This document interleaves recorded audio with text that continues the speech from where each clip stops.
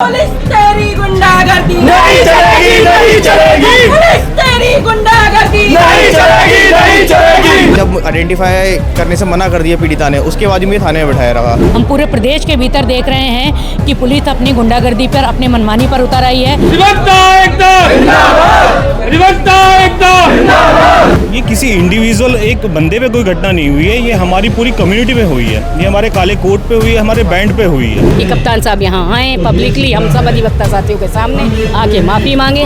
हदें पार है।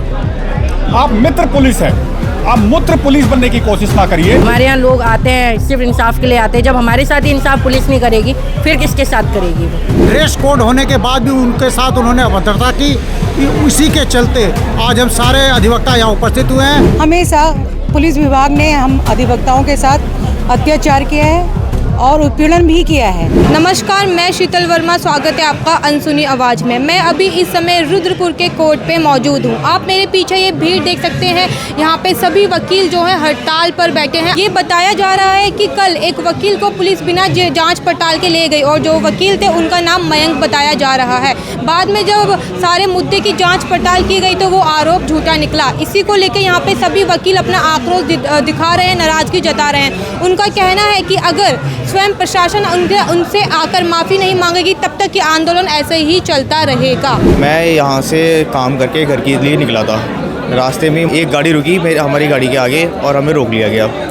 मुझे बुलाया गया, कह रहा आप मयंक शर्मा है? मैंने कहा हाँ। तो मुझे क्या गाड़ी में आपसे बात करनी है, आप गाड़ी में बैठ जाओ। मैंने कहा मुझे बता दो क्या बात है। तो कह लगे नहीं गाड़ी में बैठ जाओ तो हम आपको बताएंगे, थाने चलना है, हम पुलिस वाले हैं। मैंने कहा ठीक है। मुझसे पूछा गया, मैंने सब डिनाई कर दिया, ऐसा कुछ नहीं हुआ है मेरे साथ, मैंने कुछ नहीं करा है। उसके बाद ना जब आधार कार्ड मैच करा गया मुझसे आधार कार्ड मांग के, तो उसमें मेरा मयंक शर्मा तो सेम था, हुआ कि पिताजी का नाम और एड्रेस गलत था, आधार नंबर चेंज था। उसके बाद सीसीटीवी फुटेज दिखाई गई, उसमें भी सीसीटीवी फुटेज में मैं नहीं था, वो जो मयंक शर्मा था वो कोई और था। उसके बाद क्या हुआ, वहाँ पे ना पीड़िता को बुलाया गया। पीड़िता ने मुझे देख के मना कर दिया कि ये वो मयंक शर्मा नहीं है। जब आइडेंटिफाई करने से मना कर दिया पीड़िता ने, उसके बाद भी थाने में बिठाया रहा। ये बहुत गलत बात है कि पुलिस ने बिना किसी जांच के मुझे उठा लिया। पुलिस का जो जिस तरीके की अराजकता है, हम पूरे प्रदेश के भीतर देख रहे हैं कि पुलिस अपनी गुंडागर्दी पर, अपने मनमानी पर उतर आई है। हमने कुछ दिन पहले देहरादून में देखा कि वहाँ एक ट्रेनी नर्स को एक कांस्टेबल झापड़ मार देती है, या अभी हम पिथौरागढ़ का मामला देखें।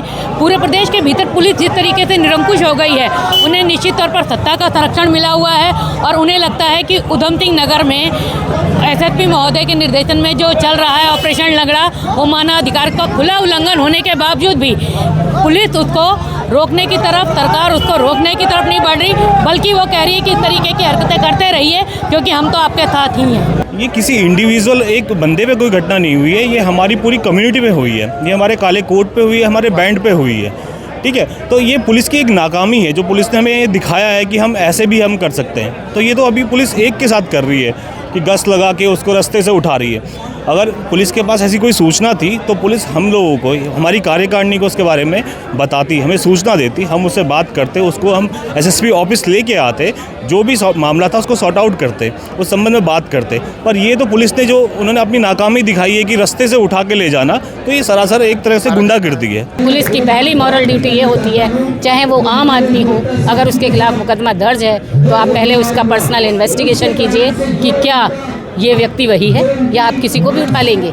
आपको किसी डाउट के तौर पर आप किसी भी व्यक्ति पर हाथ नहीं डाल सकते। और ये एक अधिवक्ता है, जूनियर अधिवक्ता है, शाम को 5 बजे कोर्ट से निकलता है, रेगुलर आता है कोर्ट में, तो आपकी एक लायबिलिटी बनती थी, आप हमारे अध्यक्ष जी से मिलते अगर आपको डाउट भी था। तो हमारी आज की डिमांड यही है कि कप्तान साहब यहाँ आएँ, पब्लिकली हम सब अधिवक्ता साथियों के सामने आके माफ़ी मांगें। अगर वो आज आके माफ़ी मांग लेते हैं तो हम इस धरने को ख़त्म करेंगे, और अगर वो ऐसा नहीं करते हैं तो हम इसको लंबे समय तक, जब तक कि उनका यहाँ से ट्रांसफ़र नहीं हो जाता मणिकांत मिश्रा जी का, तब तक हम इस धरने को ख़त्म नहीं करेंगे। हमारी यही डिमांड। जहाँ भी वकील का नाम आता है तो पुलिस मैक्सिमम बर्बरता करने की कोशिश करती है। तो मेरा पुलिस प्रशासन से भी अनुरोध है कि आप लोग भी व्यवहार सही रखिए। जहाँ तक उत्तराखंड का सवाल है, उत्तराखंड में पुलिस द्वारा वकीलों को देखते हुए इतनी बेशर्मी की जाती है, इतना अपमान किया जाता है, हदें पार है। आप मित्र पुलिस है, आप मूत्र पुलिस बनने की कोशिश ना करिए। क्यों? यदि कोई भी पुलिस के सामने यदि कोई अधिवक्ता पहुंचता है तो जिस प्रकार से हम आपको कोर्ट में सम्मान करते हैं, जिस प्रकार से हम आपसे कोर्ट में बात करते हैं, जिस प्रकार से हम अपने व्यवहार में आपके कार्यशाला को लेकर के आते हैं, उसी प्रकार से यदि अधिवक्ता भी आपके सम्मुख आता है तो आपको भी वैसा ही व्यवहार करना चाहिए। पुलिस प्रशासन, और मैं इसी माध्यम से कहना चाहता हूं कि जो प्रदेश की सरकार है, धामी की सरकार है, धकर धामी, जरा अपनी पुलिस प्रशासन को भी देखो कि आप क्या कर रहा है। आपका पुलिस प्रशासन अधिवक्ताओं को नहीं समझ रहा है। मयंक शर्मा जो हमारे साथ में साथी अधिवक्ता है रुद्रपुर जिला बार एसोसिएशन में, और हम लोग जो हैं आपस में खड़े होकर प्रोटेस्ट कर रहे हैं उसके लिए, क्योंकि उसके साथ गलत हुआ है। उसे रात में पुलिस ने उठाया, थाने में बैठाया, उसके परिवार वालों को तंग कराया, तो ये चीज़ गलत है। आप किसी की भी बिना जानकारी के उसे उठा नहीं सकते हो, बिना नोटिस के उसे उठा नहीं सकते हो। और हम अधिवक्ता हैं, हम प्रोटेस्ट करेंगे और हमेशा हमारी हड़तालें ऐसे ही चलती रहेंगी। कभी भी हमारे साथ गलत होगा तो हम सबके साथ खड़े होंगे, ठीक है। हमारे यहाँ लोग आते हैं सिर्फ इंसाफ के लिए आते हैं। जब हमारे साथ ही इंसाफ पुलिस नहीं करेगी फिर किसके साथ करेगी वो? बिना कोई नोटिस दिए, बिना कोई हमें बुलाए, बिना कोई साक्ष्य ले गए और उसको बैठा करके बंद करके रखा। उसकी पत्नी को बुलाया गया, उसके बच्चे को परेशान किया गया, और जबकि अधिवक्ता ड्रेस में थे, ड्रेस कोड होने के बाद भी उनके साथ उन्होंने अभद्रता की। उसी के चलते आज हम सारे अधिवक्ता यहाँ उपस्थित हुए हैं। जब तक एसएसपी साहब आकर के यहाँ माफ़ी नहीं मांगेंगे और स्पष्टीकरण नहीं देंगे, तब तक हम अधिवक्ता समाज जो है हम अपनी हड़ताल जारी रखेंगे, नहीं तो ईंट से ईंट बजा देंगे। हमेशा पुलिस विभाग ने हम अधिवक्ताओं के साथ अत्याचार किया है और उत्पीड़न भी किया है समय समय पर। हमारी एकता न होती तो शायद हम आधे अधिवक्ता किसी भी मुकदमे में पुलिस उठा के हमें जेल में डाल देती बिना वजह के।